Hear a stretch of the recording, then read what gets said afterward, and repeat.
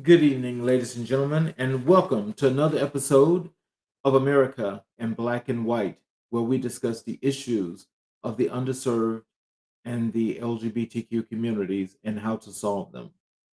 Tonight, we have a very special guest. We have Mr. Cherry Lee that's going to be with us. Mr. Lee was born and raised in Baton Rouge, Louisiana, but currently resides in Dallas, Texas. I've always had a passion for interior design and decorating, but I realized that I love to create high end walls design. So I transitioned into the decorative painting side and created T. Lee House of Walls and Design. I offer high end decorative wall techniques to create unique styles for your walls to enhance the beauty of your room in any space. As I specialize in interior painting, Venetian plaster, stencils, textures, batten board, and custom canvas wall art.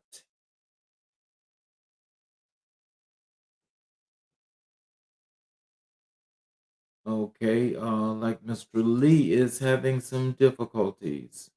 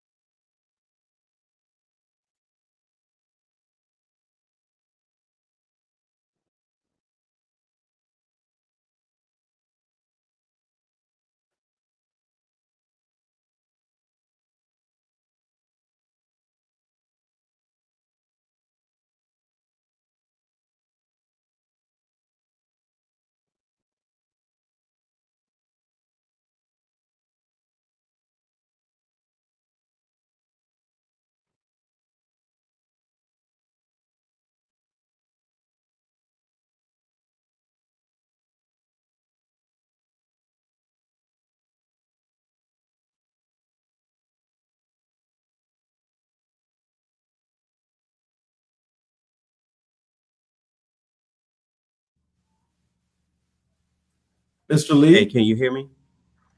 Yes, sir. We can't see you. Okay. Hold on. Let me integrated webcam standard. Let me see.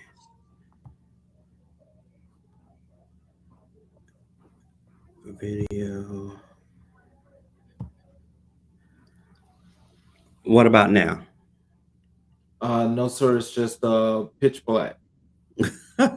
um, Did you? let- There's something covering your camera? um, hold on. Let me.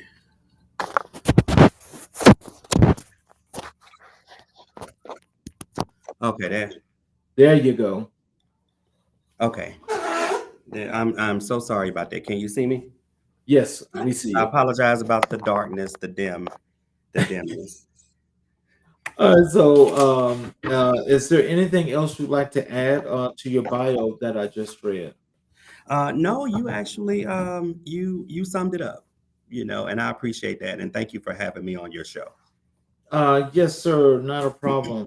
And want to thank you first and foremost because being a creator means a lot to those for the communities that we target, and I definitely am looking forward to people getting some knowledge from the things that you do.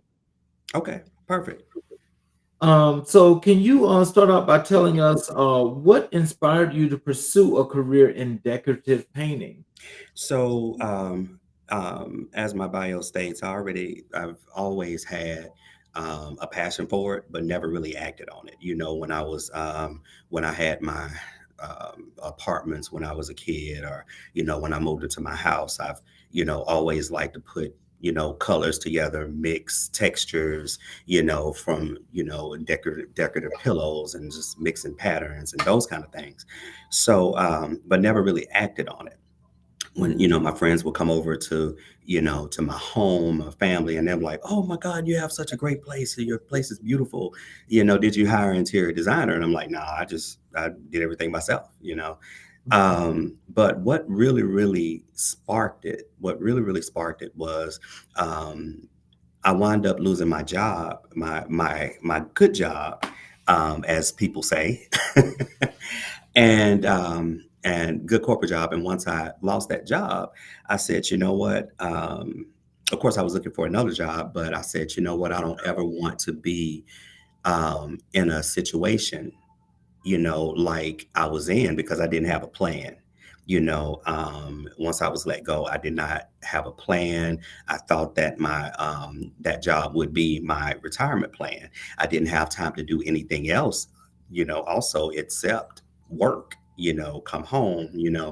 And so while I was looking for work, got bored, around the house and everything, and I started doing things around the house with wall design, with the batten board. And if you don't know what batten board is, to everybody, it's just the you see it is very very popular right now. It's just the wood paneling, and people do different designs and everything, and they make beautiful designs. And so I did that on a wall just to play around with it, and it actually turned out pretty nice. And so several of my friends and family, I showed them, and they said, you know what, that's what you should be doing. You should be doing that. And when I did it, it was just so just inspiring. It was just, it didn't seem like work, although it is work, but it didn't seem like work. I had fun doing it. It was just so therapeutic for me.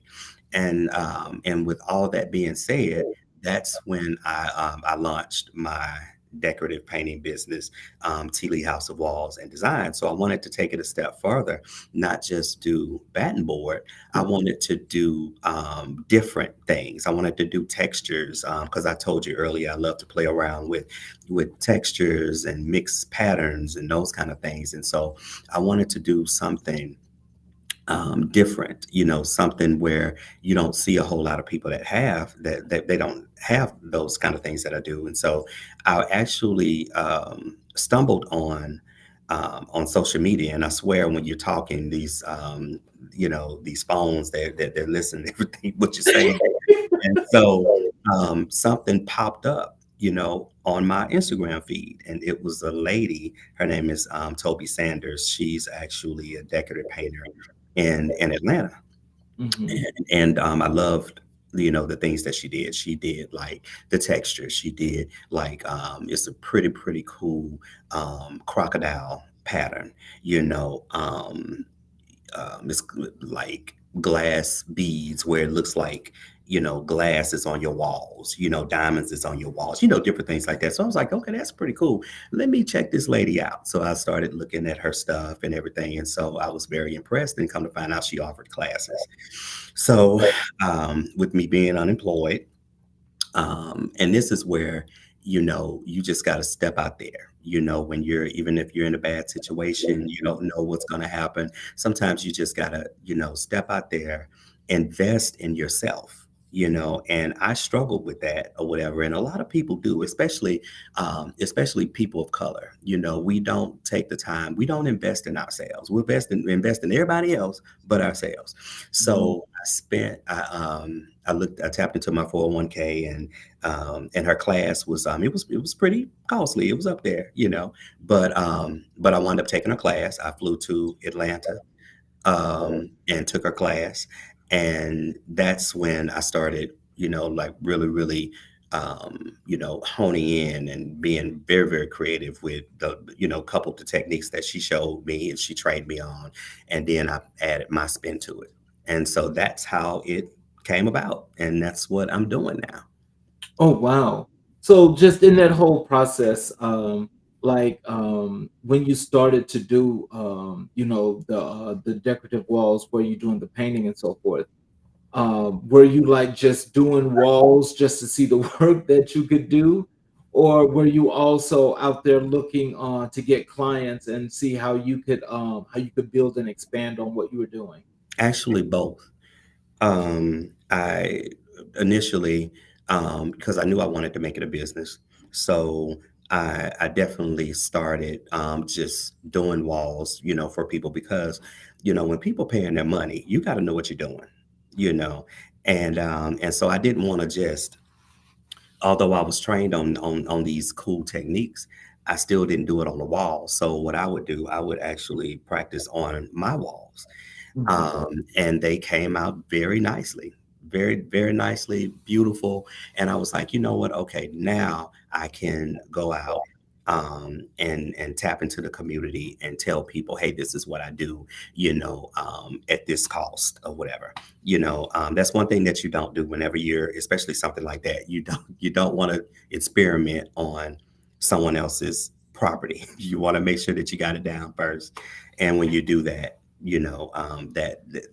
that makes a difference, and that builds up your confidence. So that's what I did, and that's what I'm doing.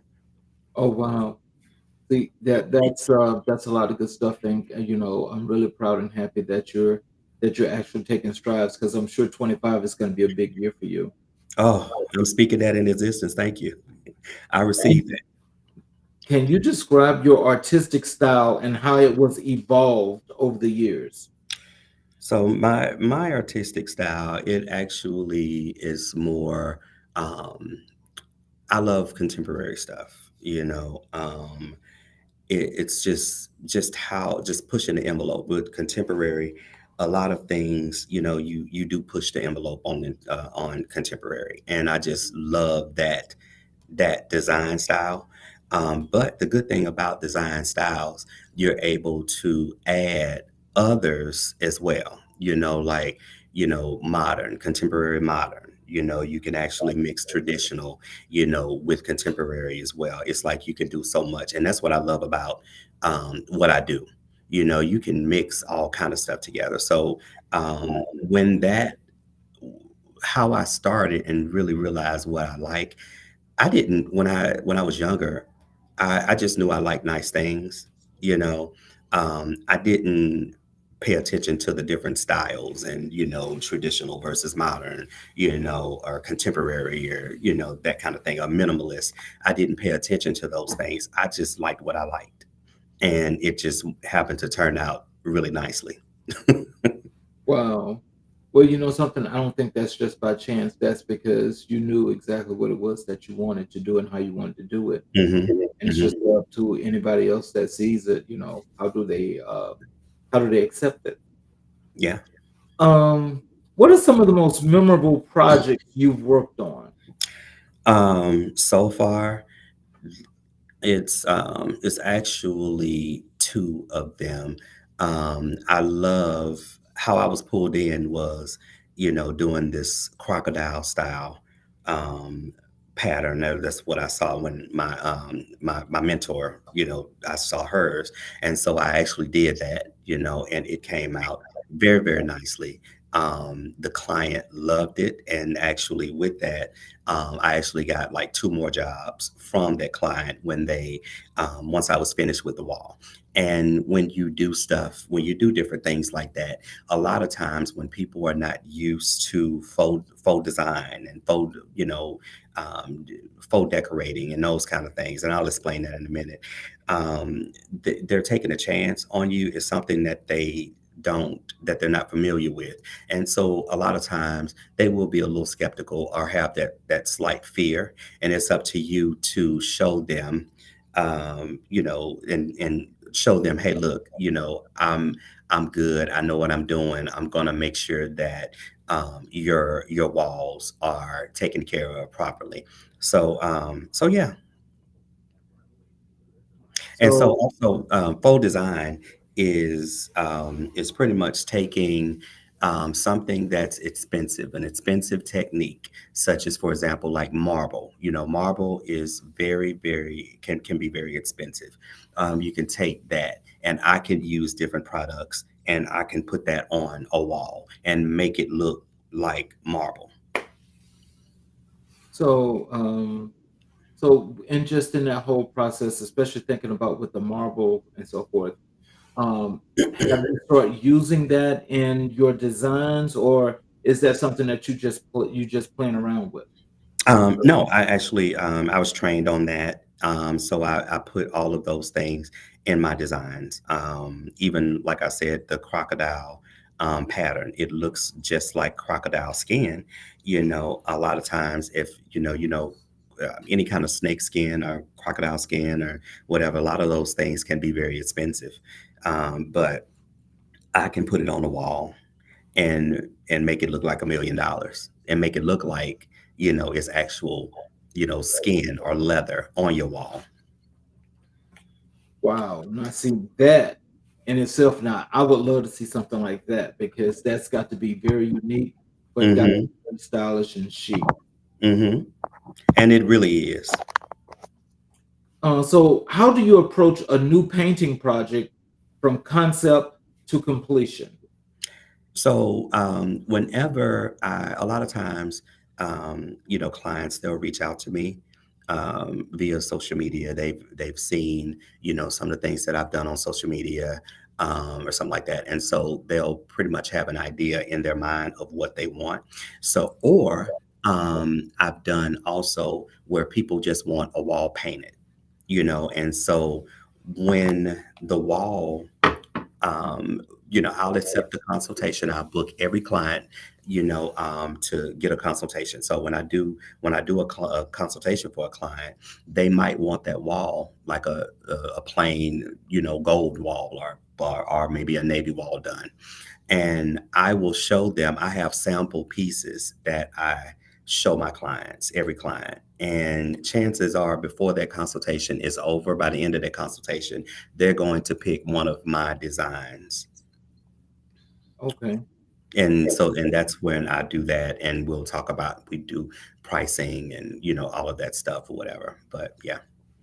So normally, does your process itself, that is, from the work that you do, are there some things that go into getting this situated, to adding things, and then you move down the line, or what else goes into that actual process that that people out in the audience need to understand as to how your work goes, and the in depthness of what you're doing? It's truly in depth. You have to, people, you can't just rush it, you know. And everything I do, it's steps. So a lot of the things that I do, it's typically like a 2 day to 3 day process, depending on the square footage. It might be 4 days or longer, just depending. So with that being said, you have to be intricate. I mix chemicals together. You can't add too much.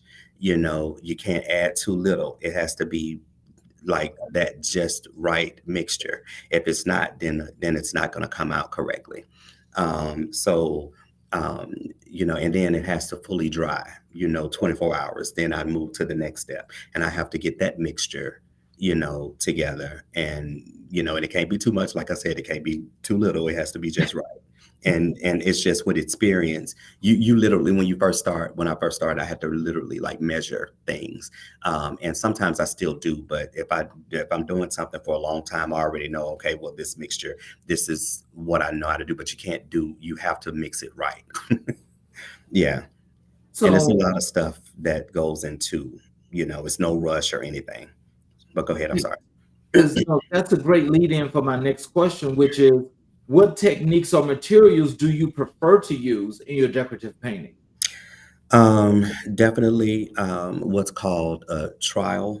It's, when you see it's a trial, it has a handle on it, and it has a flat metal, kind of like a scraper, and then you take the material and you just scrape it on the wall, Oh, and when you do that, that adds a different, um, like a different class. It puts you in a different league. That's high end, when you're doing stuff like that. That's where the Venetian plaster comes in at. That's a really, really classy, upscale, high end look.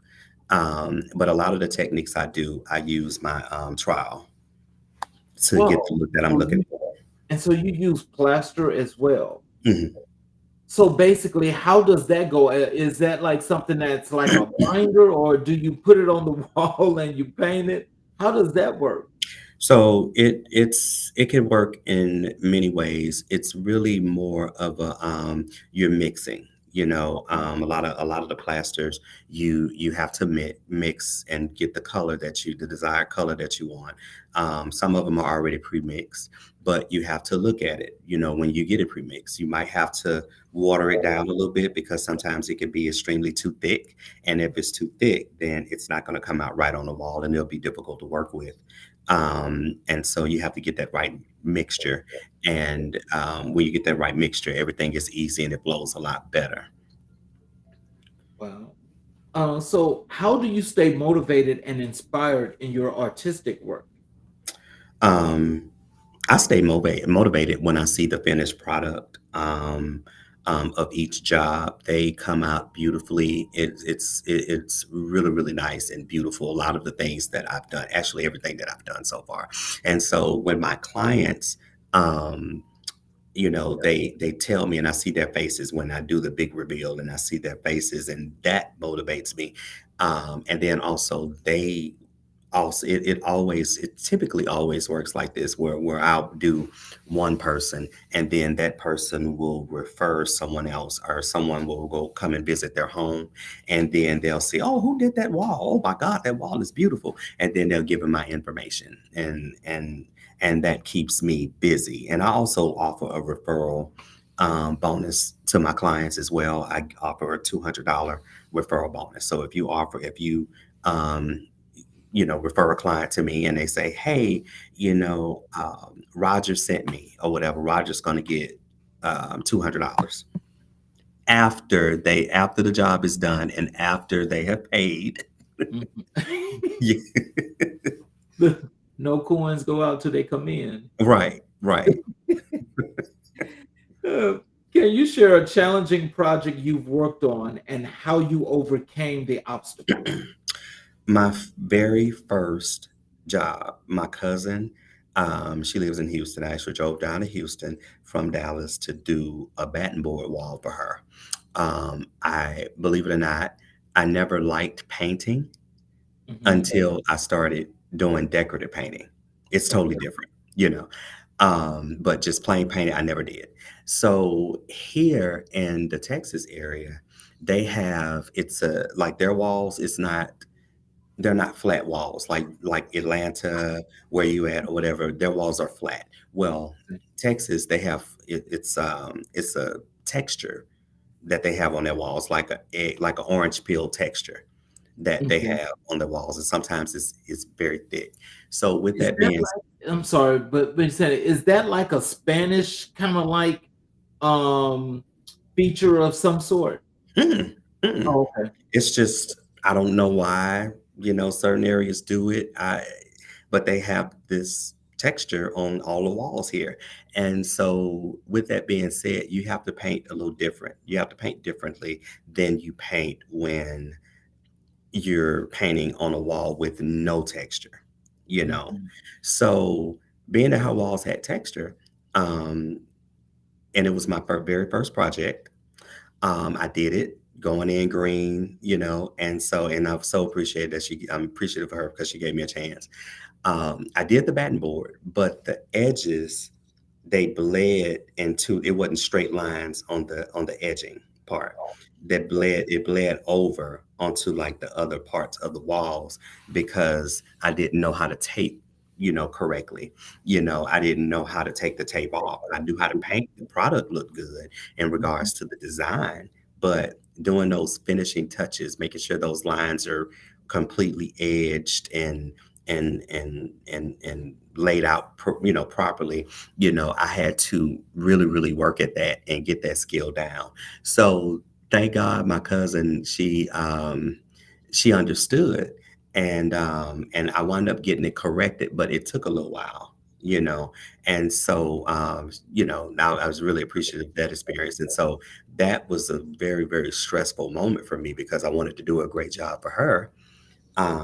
But those lines, she was like, "Ooh, cuz I don't like that." I'm like, "Okay, I'm trying to figure out how to how to correct it." And I did, so I learned that was a valuable lesson for me, you know.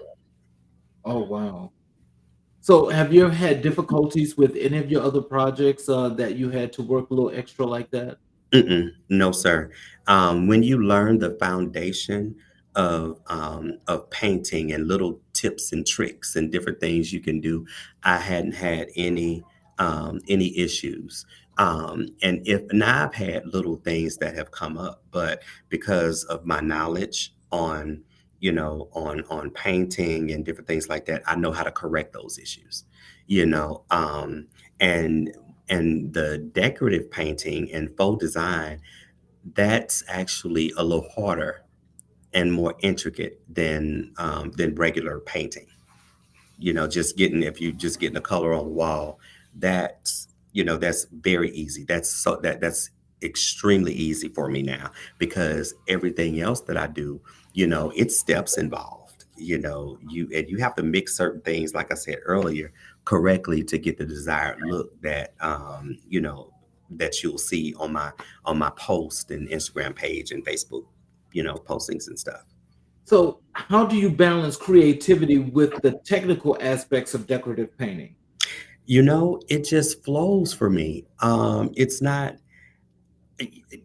It's funny when you said, how do you balance? It just goes together for me. It just everything is just natural. Like when and that's the thing I like about what I do because I can create, like I can like the foundation. A lot of times somebody will say that, oh, I want this, what you did, on this post. I want that, I want this color or whatever. And then I'll take that as a baseline, and then we'll talk about colors and we'll talk about, adding, something a little different to it to make it their own, you know. So, what advice would you give to aspiring decorative painters? The advice I would give them is, don't, even though everybody have natural skills, right? Whatever it is, natural, speaking abilities or just whatever, you always want to get a mentor or get someone to train you, get more knowledge. So I would say if there's something that you really want to do, you want to educate yourself. You always want to educate yourself because you know a lot of people on these posts, these social media posting or whatever, they'll make it look easy. They'll do like a before, and then they'll maybe show a few little things that they do, like working towards it, and then voila, the finished product. But trust me, that person that does like those, like the decorative designs that you see or the batten board, trust me, it's a lot more in depth than just doing something real quick. You got to educate yourself to know what chemicals to mix with this, or you can do this or you can do that. You got to be educated on those things before you just branch out and want to do things on your own. So, how has your work as a decorative painter influenced other areas of your life? Oh, it's influenced a lot of areas of my life because I'm now well, my last job, it was so stressful. It was so It was, oh my god, it was so stressful. It was like when you go into a situation and you just get like this, like butterflies, or not butterflies, just like this little, you know, funny feeling in your stomach and the pit of your stomach. Every day, that's how I would walk into work. Like, oh my God, I just hope I have a good day today. I just hope nothing crazy doesn't happen. Those kind of things. It was very, very stressful. And so, with that being said, with me doing decorative painting, it's just so therapeutic for me. It even helps, believe it or not, it helps with my mental health. It's just I don't know. When I'm painting, I'm in my zone. I listen to my music and I'm in my zone, and I just, I work at my own pace. I'm not rushed. I'm not pressured, to get that job done. And it's very therapeutic for me, and it does help out mentally as well because it's something that I really, really like to do and love to do. And when you find, I heard somebody say this, and I'm like, you know what, that is true. When you find, let me see how it goes. When you find that thing that you really, really love to do, or your passion is you doing it, and it don't seem like work. and you enjoy it. Well, see, I think the thing about it is it seems like you're a natural creator. Hmm. And so as a natural creator, and you've got this creative thing going through your mind, it's pretty much one of those things that I think pretty much you probably can visualize, see what you want to do, and you go and you do it. Maybe initially I, you may have a few struggles, but mhm. apparently, as that's one of the natural things about you. I mean, that's something that really, for some people, that's like a calling. And when you have that calling goes very, very high. It does, but with that being said, and you are absolutely correct, but with that being said, you still want to continuously hone your skills, whatever that might be. Get some training, get some education on whatever you're wanting to do to make you better. Because especially in the design business, especially in decorative painting, something that it's always something new, you know, and you have to change. You can't, how in some businesses, um, and especially like maybe mom and pop businesses, a lot of times, well, not just mom and pop businesses, any business really, some businesses, they don't want to change with their customer. You have to listen to your customer, Mhm. and you have to be flexible. You have to be adaptive. And so with that being said, even though it comes natural for me, that it might be a new technique that everybody wants now. Like next year, trust me, it's going to be something else. It's going to be something else new, that the new thing. Well, guess what? I don't know how to do it. So in order for me to stay relevant, in order for me to get the clients, continue getting clients, I have to learn that skill. And so that's what I mean by just making sure you're honing in, and continuously educate yourself no matter what you're doing. So that's what I would do. Don't just go based on your skills. Just, it's great that, somebody, because it's a lot of people that just does things naturally, but you still have to make sure that you are continuously honing in on those skills and making yourself better. Well, let me ask you this because I know this has got to be the $1 million question. How does pricing goes for this? How much does this normally cost? So it depends on the square footage. You know, Mhm. it, it can be um, like some customers that I've been told, ooh, is that much? Ooh, that's expensive. Ooh, it's pretty though. I love what you're doing, but ooh, I don't know if I can afford that. And so, but people don't understand, is it takes a lot for that wall to look like it does. For what I do, the beauty and all, it takes a lot. It takes a lot. And wear and tear on my body.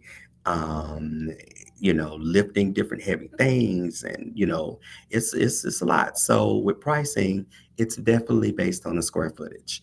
Um, and also the supplies. So each job is different. A lot of the supplies that I use are expensive, Mhm. like, and what I mean by expensive, um, for a gallon of like metallic paint, because I use like metallic paints for everything. Metallic paints, it just so if anybody, get you some metallic paint and paint a wall. Now you can't just paint the wall. There's certain things you got to do or whatever. But when you paint that wall metallic, it just adds luxury to it. It just brings that wall to the next level. So with that being said, bless you. So with that being said, sometimes the color that I want of a metallic paint, that metallic paint might be $125 a gallon.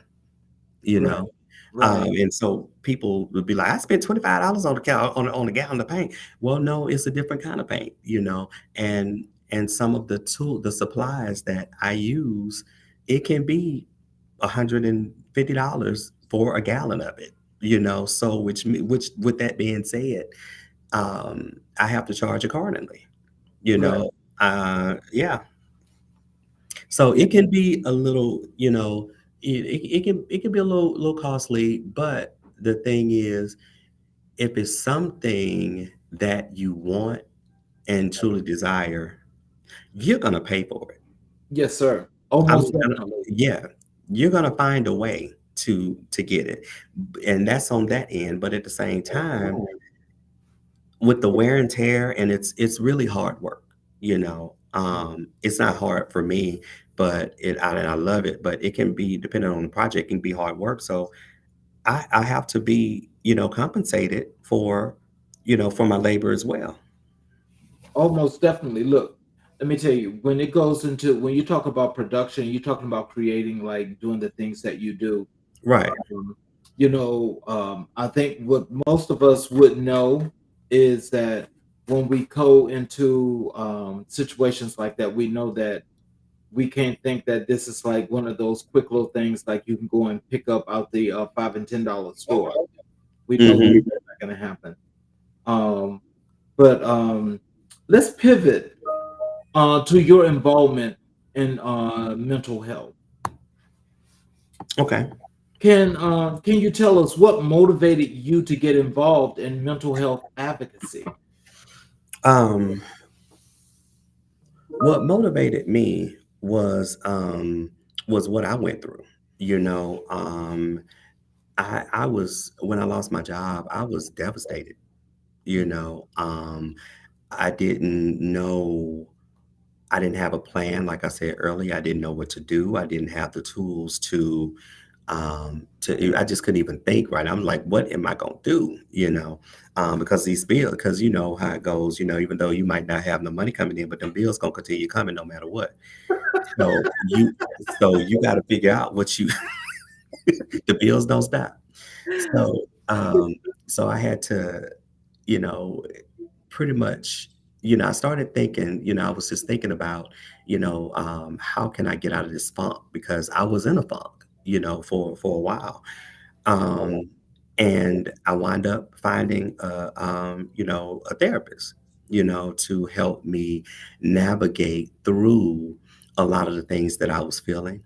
And a lot of times, with people of color, a lot of times we don't believe in therapy, or we just don't take it serious. But therapy is the way to go because just even how I was raised, my mom did the best she could with what she had, with the knowledge that she had, and my childhood, was, hey, something happens, suck it up, move, let's go, let's keep it going, let's go. You can get through this or whatever, just push through, push through, push through, you know, and yeah, I was taught to push through, but I wasn't given the tools to know how to push through, True.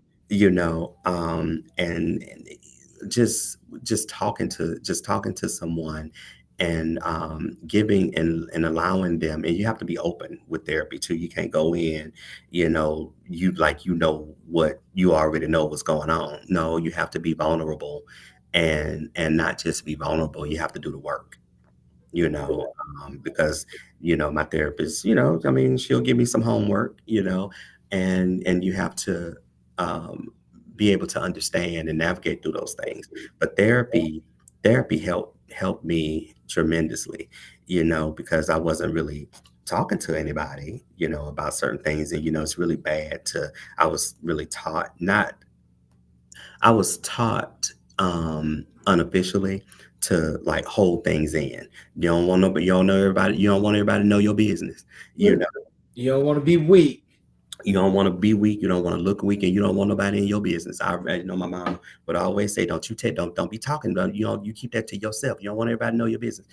And throughout my life, that's how I navigated through life. I kept things in, and that was so unhealthy. Yeah. Yeah, and so my therapist truly, truly helps me through navigate through a lot of those things, even couples therapy. Like if you have a significant other, y'all can go through therapy together to learn how to communicate with one another. Because just say if you're broken, how if you are already broken, how you gonna have a successful relationship with somebody else, and you can't even navigate through your stuff.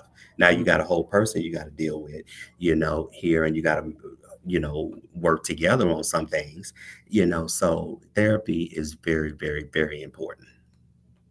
So, I want to give you some kudos for actually, knowing that you needed some help in some shape, form, or fashion, and you felt like your mental was getting to a point that you needed to go and get that help. This is something that a lot of people, that's even those people that are out here looking, viewing the show tonight, is that for some strange reason you are so right about that thing of, that stigma in our community, that getting therapy is like this thing that just don't work because you just need to go to church and pray.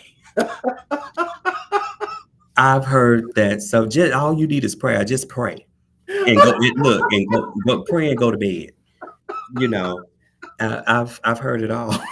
That's and my grandmother, and I know it's like with grandmothers, especially grandmothers back then. Yeah, That's all it was. You pray, just talk to the Lord. You don't need to talk to nobody else. Talk to the Lord. And that's okay, of course, but you still need someone on this earth to be able to help you navigate it because doctors put people in place for those things. right. Um, God put doctors, God put therapists, God put to help us, and we have to start thinking like that. You know, because if God didn't put doctors on this earth, I mean, we wouldn't. I mean, the majority of the stuff, we couldn't have surgery for. We couldn't correct a lot of these things. So I mean, in my beliefs, God had to have done that. Give someone the tools to be able to do these things, and I feel like he put people on this earth to help us, and we have to take advantage of those things. And therapy is one of them. Yes, sir. So, can you share any personal experiences that have shaped your views on mental health? Yeah. Let's see. It was, I know with my job, how some jobs, what happened with my job or whatever, I had to work through all of those things because um I was angry, you know, I didn't know what to do. So I had to learn how to, like I said, let those things out and don't hold those things in, and really, really talk about it and be vulnerable. It's okay for men to be vulnerable, you Mm, know, and it's okay to shed a tear, because if you don't get those things out, that can affect other parts of your life, like, building relationships with other people, it can affect your friendships, it can affect your relationship with your significant other, and my therapist is really giving me a lot of those tools that I need so I can be able to navigate through. I used to be one that how people say what come up, come out. I was mm. that person. And you have to, my therapist taught me, okay, you got to process everything that come out your mouth. You can't, You'll be throwing them all over the place. yeah, think about what you're saying and don't react in anger. Because a lot of times we've been in situations, I know I have, where you've been in a heated discussion and you've said something and you like, oh, I didn't mean to say that. I'm sorry. Mhm. That and just slipped out. No, you have to really, really be strategic and think about what you're saying. So that's one thing that has definitely helped me. So, when you mention your therapist and you're talking about the tools that she gave you, for those that are listening, can you tell them what are some of those tools that were given to you and how they have helped you in your life? I know one of them. She told me to make a list because I was really I wasn't happy with my life, Mhm. and so she told me, she said, okay, from the front of the paper, she said, you know, to just make a list of the pros of your life, the successes. What are you happy about? What accomplishment, it could be anything, and then also make a list of some of the negative things that's happened, in my life, that kind of thing. And so she, when I did that, I had so many pros. I had so many, successes, way more than the parts where I felt defeated, or or and what some people say failed, or anything like that. So when I saw that list, and I'm like, oh dang, I have more of these accomplishments, more pros, more things than failures. And she said, see this right here, a lot of people have to see things written out, like black and white. So your life isn't that bad. You thinking you woe is me and all this stuff, but it's really not that bad. And so that was one thing that was pretty powerful for me, um, to really, really, kind of navigate through. And what I do now is, and she also told me to do, a vision, like a vision board, to help me stay on track, because I've always had, visions and thoughts of wanting to do certain things, but it was always in here, Mhm. You but didn't see it. yeah, but you have to, it's good that it's in here, but you literally have to put those things on paper. You have to put it on a wall, put it on a poster, whatever. And that way, when you see that every morning, you are reminded of, what, even if you're kind of backpedaling a little bit, or, or you kind of, not, you kind of got off the path a little bit, then that will hold you accountable, to, like, what, I'm slipping. I got to get back. I got to get back on track. Yes, And it sir. really, really helps. It's, some people's like, oh, that's stupid. No, it's not. It's powerful. It's powerful, you know, what your eyes, like, just how your eyes are connected to your brain, and how everything is processed. When you see that visually, it's something in your mind, like, ooh, it triggers something. Oh, I got to get back. Let me go ahead and do this. I got to get this. Seeing it is just, seeing is believing, you know? As you say that, I'll tell you this because I have a vision board as well. And for me, with all the projects I have going on, I have to see them like this. So when I see them on the wall, on my little board or on my big board, shall I say, I also have them in, you know, like like my memo book. Hmm. And so as I see them and I know that they have to get done and so forth, it keeps me going. But the one thing that I can say that's always important, and tell me if this is something that you and your therapist discuss, is always staying in the present. You have to. Yes.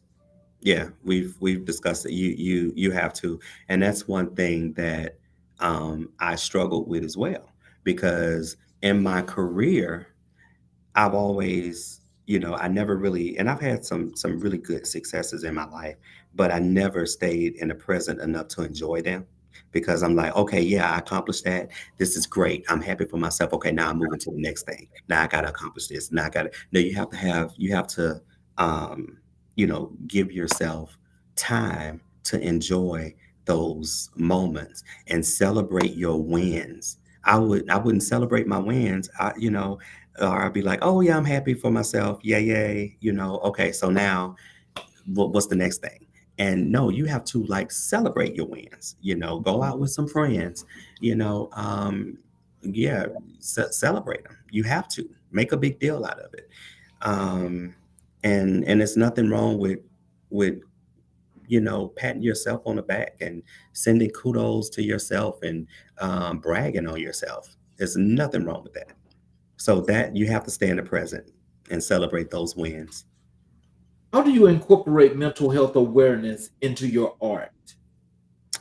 Um, well, a lot of the things I do is I have to plan, because, and with the planning, I come up with a schedule that keeps me, like, on track. Because if I feel like I'm not, one thing that I've noticed about myself, if I feel like that plan is running behind, then I'm getting stressed out. I'm getting ready to get stressed out. So what I do is I have a schedule. I have my, and that keeps me on track. I already know, okay, from 10 to to 12, this is what I'm going to be doing. From 12 to 1, I'm taking a lunch. Because, see, I would work through lunches too, you know. But you have to have that time for yourself. And so from 12 to 1, I'm going to take a lunch. And then I'm going to come back from 2 to 4, and I will have these things done. And also not try to do everything at one time. You space everything out, that way you don't burn yourself out. And so that's one of the things that helps my mental health, because I stay on track and stay with the plan. Even if I'm like, oh, you know what, if I stay here like 3 more hours or 2 more hours, I can get this done. And then I'm like, nope, stick with the plan. If once that day is done, I'm done at 4 o'clock. I've worked 6 hours, 7 hours, whatever. Now it's time for me to go home and recharge. The next day I'll be better. I'll have the energy back, and then I'm able to go ahead and do it again. So that helps. So, what role do you believe art can play in mental health and healing? It it can play a huge part, honestly, because it opens up your creative mind.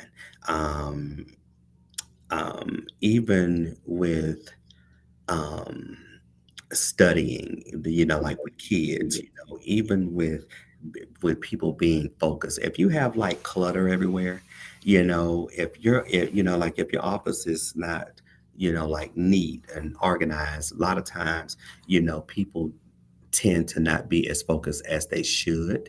That's actually a study that I actually read about. And most people, they are more successful when they declutter, and even in homes, you have to declutter and add a little bit of flavor, a little color, to your walls at the same time, because that will just add some vibrance. When you walk into your home, it will add a sense of vibrance to your home. It'll wake you, like, just say if you're having a rough day, and when you see that wall, that Terry has created for you, you're like, oh my God. That's your therapy. Yes, yes.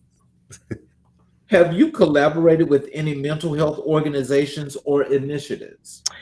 And in my last job, I've collaborated with a couple of organizations, to just help, people, even with like, just say, because my last job was a staffing, I was a staffing manager, so we would have to seek out, candidates and everything, and hire people. And a lot of times, I would partner with organizations like Second Chance organizations, and um, um, um, mental health organizations, and just talk to them, and let them know, because a lot of times, especially Second Chance people, and I hated that when you come out of prison or jail and you've done your time, you still got that felony or something like that on your record. And a lot of times it's hard for people to find jobs, and so I would work with them and just help motivate them and lift their spirits up, because these people have been they've been defeated, and they want to do right, and they've been defeated because they can't even find a job.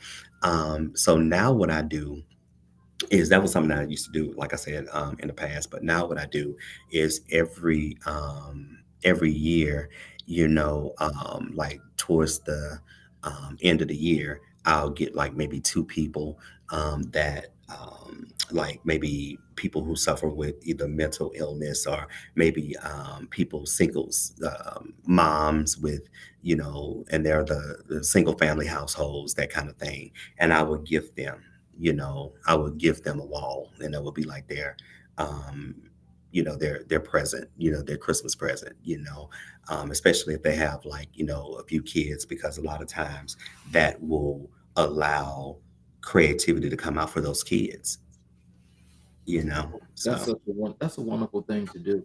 It really is. Mhm. What are some common misconceptions about mental health that you encounter? People think that when you tell people, not all people, but people thinking that you crazy if you go in and see a counselor or a therapist. Oh, you must be crazy. No, no, you're actually, helping better yourself. And it could be, and yeah, mental health, a therapist that you can do that. You can do a life coach. There's so many things you can do. Um, because even with my business, I want to see a life coach because they're able to help me navigate, and different things and not doing too much here, but maybe you want to focus on those kind of things over here. And, so they help. They really, really honestly help. I'm going to tell you, after this COVID situation, when COVID was really, really bad, because COVID never left, but Hmm. it has Hmm. not been as bad as it was in 2020 as it is rising now at this point. Hmm. And when we had that little break in between, and they were talking about people having breakdowns, and they were blaming it on COVID, right? Well, I understood, being sheltered and so forth, that that could have done a lot of damage to a lot of people. Well, I'll say that that is the time that I decided as well. Nothing was wrong with me, but I actually went to seek out a therapist, and I had some therapy sessions that actually I learned a whole lot of things that I didn't know, a whole lot of things. But I will tell you, it also helped me to continue to keep myself focused and organized. Yes. Yes. So that stigma, you're right, that's got to go. If you just want to just go do it, just go do it. Yep. Because believe me, it does a whole lot. Because that's even after that, I was doing mindfulness classes as well. Hmm. So learning to do that yoga and that meditation and everything, all of that comes into play when it comes to your mental health, and it really Yep. helps out a whole lot. Yep. It really does because a lot of things, it's kind of like I had a whole lot of aha moments, when I started therapy. And it'll be some things it'll be kind of just simple, and you're like, well, you can, instead of doing this, just do this like this. And you're like, wow. And those little things, if you could just tweak it, and do, instead of doing it like this, just tweak it a little bit and do it like that. And it will eliminate so much more stress. It'll just eliminate stress. And my mind, I had to learn how to slow my mind down because my mind will go. It will continue. It will just, I'm thinking about stuff happened in the past, thinking about stuff that I got to do now, thinking about stuff in the future. Stuff ain't even here yet. I'm thinking about that 2 years from now, and not just thinking about it, stressing out about it. This ain't even happened yet. This is 2 years from now. What are you stressing? But that's how my mind works. That's how, and so I had to learn how to, slow myself down. And as you said earlier, live in the present. It's okay to prepare for your future, but at the same time, you cherish those present moments. Yep. Yeah. So, how do you take care of your own mental health while managing a demanding career? I take care of my mental health because, I set time frames for myself. I don't work like when I'm doing decorative painting. I don't do 8 hours. I don't do 10 hours. I don't, nope. I'm going to do 6 hours. I'm taking a break, because it can be so physical. Um, and I don't want people to think that it's just a daunting thing because it's not. It's just that I love what I do, but it can be physical. You're thinking about like the equipment that you have to use, or when you're doing something high, they call it high work, where you're working on the ceiling. You're doing a ceiling project and you're working, and so your body is, and think about, you're doing that for, 30 minutes or, 45 minutes, at a time doing this, your arms are going to get tired, your back. it's gonna get, it's gonna start hurting, and you have to rest. You have to